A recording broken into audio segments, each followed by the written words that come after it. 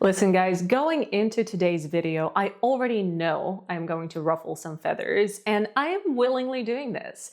So a couple of disclaimers before we start. One, I have the utmost respect for all sommeliers out there. I think they're invaluable, they're absolutely helpful at a restaurant to most people, and I just don't want to offend anyone. And two is that I did so much research before filming this video, both online through my Instagram accounts of sommeliers that I follow and that I messaged with questions about these secrets and tricks that they could share with me, and also chatting with sommeliers at restaurants and asking them the same thing.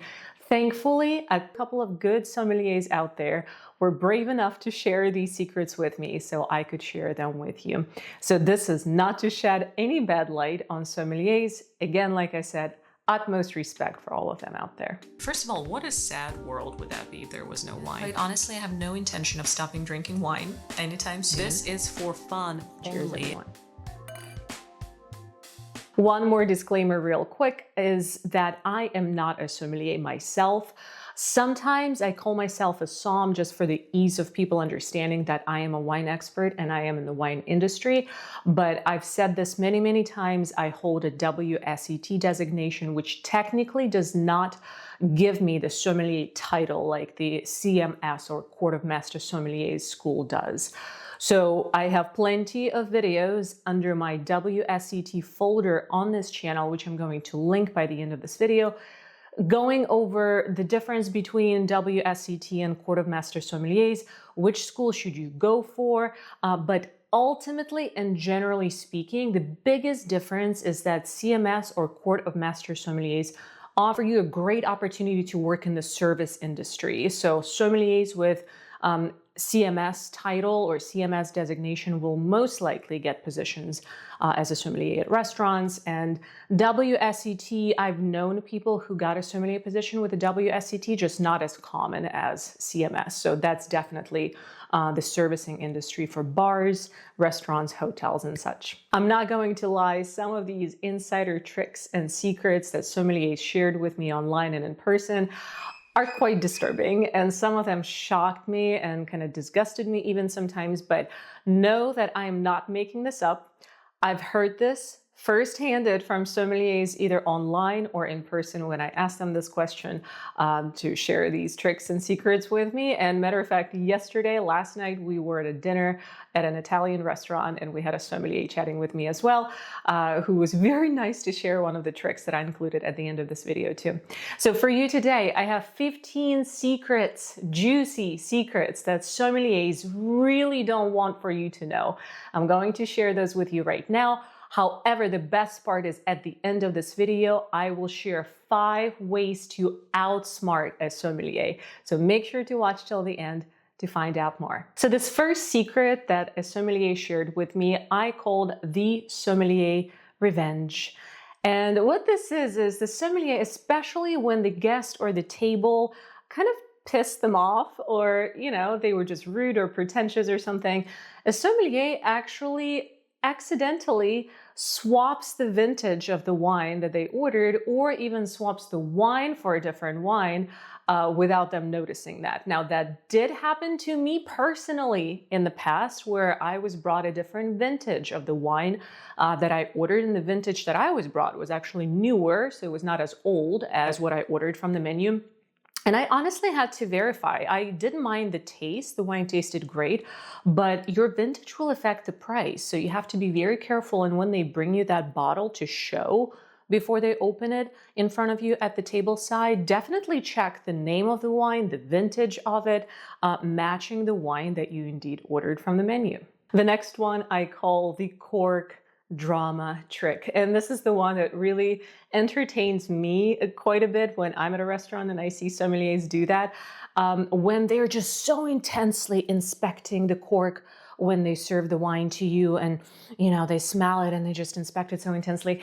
Honestly, most of it it's just theatrical, for the lack of a better word, because unless they can smell or see some TCA, which is a cork taint, everything else is really just for show, and it's not that necessary. But remember, their job is to perform in a way.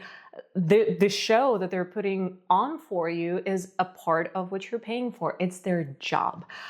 So yeah, but the trick with the cork is pretty theatrical in my opinion. This next trick that sommeliers really don't want us to know is the one that I think it's probably one of the most disturbing to me. And I was indeed afraid before that this might be happening. But when this one sommelier online, a working sommelier, confirmed that they do it sometimes at the restaurant where he works, I was absolutely shocked. And I called this one the secret dump bucket trick. And what this is really quite simple. What some restaurants do, sometimes even better restaurants out there, is when a bottle of wine by glass isn't selling as well as they want it for it to sell, if they have a couple of those bottles or if they have different couple of bottles that they serve by glass and they're just not selling, they will mix the two together and they will serve it later on. Now, this doesn't happen a lot. I'm really hoping at least that it doesn't, but they do it within reason, so they wouldn't be mixing like complete different wine types, you know, and two like far apart vintages and stuff like that. So they do it within reason, but I still find this very disturbing. So a glass of Pinot Noir that you ordered may just be a mix of a couple of wines that weren't selling the night before, and they mix them together and serve them to you. The next trick is the menu placement manipulation. And this is, again, one of those things that goes back to a sommelier being a worker, an employee of a restaurant. Remember, they're being paid for not only serving you, but also curating the lists or the menu and the wine list on that menu. So the menu manipulation trick that I talk about is the fact that all wine menus are designed very strategically. So when you look at the list of wines that are served at a specific restaurant, normally it's in the middle of that list where they place the wines that they want to push, so to say, that they want to really, really sell, because that's where most likely your eye is going to land when looking at that menu. Now, the best value wines, and I don't mean the cheapest ones, I mean the best value ones, will usually be located somewhere down bottom. So definitely look through the whole list and don't just land your eyes at the middle section, because that's usually where the push wines are placed. That's where most people look at first. The next one is honestly not that shocking, and a sommelier that's currently working at a restaurant shared this one with me, and this one I call the rare and exclusive bluff. And what this one is really when a sommelier at a table will start pushing a wine that they're trying to sell, just saying that it's extremely rare or it's, you know, only available at this restaurant because they bought a batch. Usually, not always, but usually it's a bluff, and they're just trying to push certain wines to sell that they've had for a while. And you can indeed find those wines online for probably half the price or even, you know, quarter of the price sometimes than what they're asking for. The next trick that sommeliers don't really want for you to know is the temperature trick. Now, this is the one that I want for you to pay close attention to when you're served wine. So are you being served an overly chilled, like ice cold white wine? That's probably because they're trying to mask some poor quality of that wine. Very likely so. Are you being served your red wine pretty much warm, like warmer than it should be, warmer than room temperature? That's probably because they're trying to speed up the oxidation process and open up that wine, which translates into eventually the wine just being poor quality than they're trying to present it. So they're trying to open it up and soften it up a little bit by warming it before serving. Not warming like boiling or anything, but just keeping it in a very warm environment and open to oxidize it a little bit more. Now, how about slightly chilled red wines? Not gonna lie, a lot of times it's actually a really good idea, but sometimes it could also be masking some flaws of that wine. So just be aware of the temperatures at which you are served your wines. The next trick I call the new versus old world deception.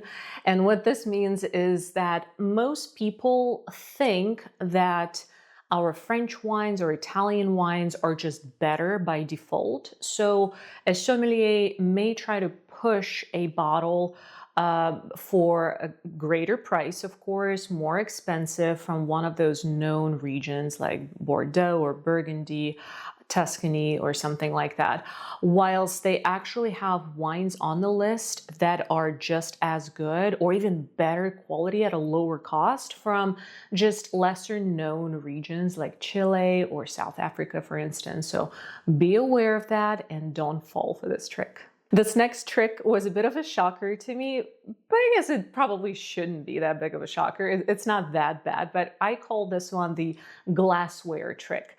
So what a lot of restaurants do is they will kind of enhance your experience with the wine by serving it to you in a specific glassware.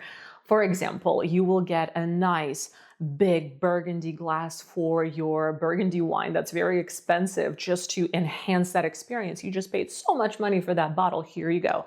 Take a nice big glass of that burgundy in this beautiful glassware. Now, house wines or cheap wines, they will be served in much cheaper glassware. Again, just to kind of remind you that, the quality of the wine that you ordered isn't really worth fancy glassware. Now, I will say this, that sometimes glassware can enhance the wine that's not that good. So again, if something is if they're trying to push something, if they're trying to sell a wine that's actually already declining in its quality, they can serve it to you in bigger glass and better glass that allows you to smell less or more of that wine. Sommeliers know these tricks. It's their job. So they definitely know how to manipulate glassware in order to serve you the wine that they're selling you with a better experience. So it tastes and smell better for you. This next trick that sommeliers don't really want for you to know is the one that I've fallen for quite a few times and I absolutely hate it. And I call this one the familiar name trick. And what this is really customers being familiar with big names like Camus or Opus One or Dom Perignon. So they will, of course, go for it. It's very easy for a somm to sell those wines because people heard those names before. They're familiar with them. They know how good allegedly those wines are. You can tell I have a bit of an issue with big names like that, but it's not because they're not good necessarily, because I just think that they're really tripled and quadrupled the actual price that they should be charged for. And there's so many different wines out there that are much better for that price or even lower price that you can order instead. Hey y'all, if you made it this far in my video, please make sure to give it a like if you're liking it so far, and then also subscribe to my channel for some more wine content coming your way. This next trick that sommeliers don't really want for us to know is something that again happened to my table where I was, ordering some wines and happened to me before. And I honestly think it's pretty genius. And I call this one the fake generosity trick. And what this is a sommelier bringing a taster of an expensive wine to the table for the guests to try, or the designated wine taster guest to try, because people feel more obligated to order a bottle of that wine after they were just giving a taster of it, if that makes sense. So again, I think it's a genius marketing trick. It's a great selling technique in my opinion. I really do. So if you're ever being served a wine that's on the expensive side, and then you're kind of feeling obligated to buy that bottle just because you were giving a free taster, you've fallen for that trick. The next trick is the one that I want for you to be very aware of if it ever happens to you. And I call this one the decanting illusion.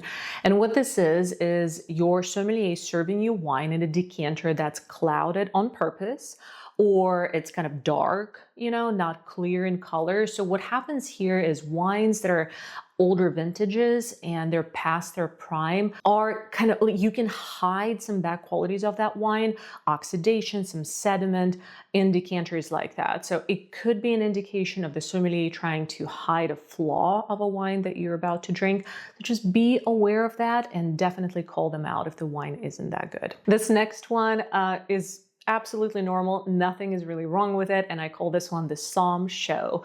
And what this trick, let's call it, is just a sommelier putting up a performance for you when they serve you wine tableside, because that is again a part of their job. Remember, they're being paid to do what they do and they love what they do. So a lot of it is a show, and frankly, that's what you're paying for. And when you're being served by a sommelier at a table side, and they describe the wine very eloquently. They serve you that wine, they show you a couple of tricks. All of that is on purpose, and all of it is a part of their performance. Remember, you paid for it, just enjoy it. This next one was a true story from one of my sommelier friends working at a very reputable restaurant here in Tampa, Florida. And this one I call the private collector lie. Now, I straight up call this one a lie, private collector lie, because what restaurants will do is they serve you this lie of special wines from a very exclusive private collector of some sort, which in reality are just the bottles of wine that they purchased, the restaurant purchased for cheap. They're older vintages and they really need to push them and sell them, and they just serve you that lie that it's from some private collection of an exclusive private collector of some sort. This next one is, again, as a salesperson in the past, I truly appreciate, because I think this is quite genius too. And I call this one the slightly more expensive push. So if you ever give a sommelier a range of price in which you're shopping for wine at, expect that they will probably make a suggestion for a wine for you to purchase that's about 15 to 20% above the range that you just gave them.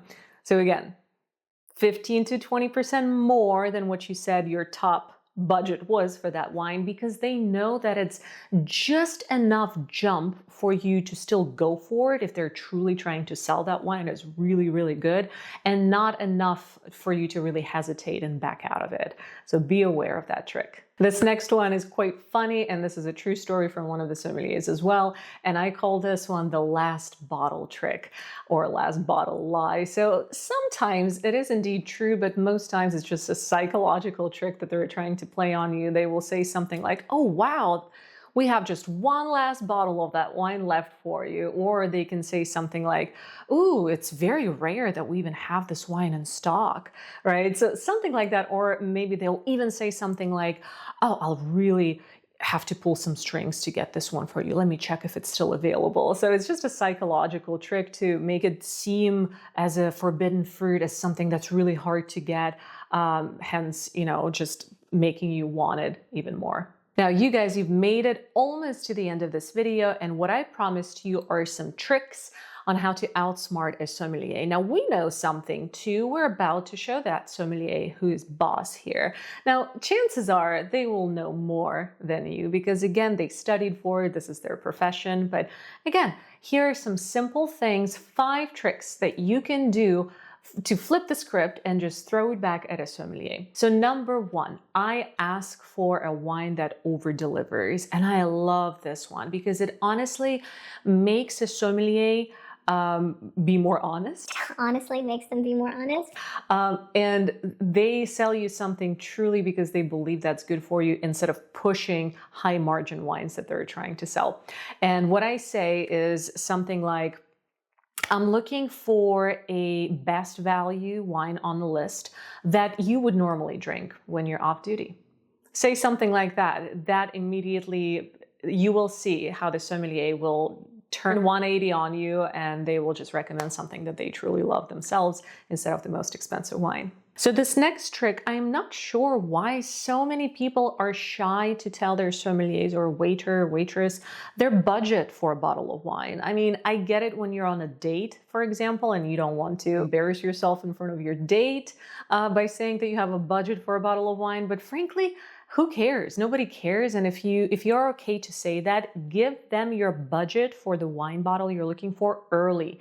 So say, "I'm looking for a great bottle of wine under $40 or under $50, whatever that budget is." Now, remember the trick that I told you earlier in the video, that whatever your budget is, a sommelier will most likely still recommend a bottle that's just a little bit higher in price than what your budget was.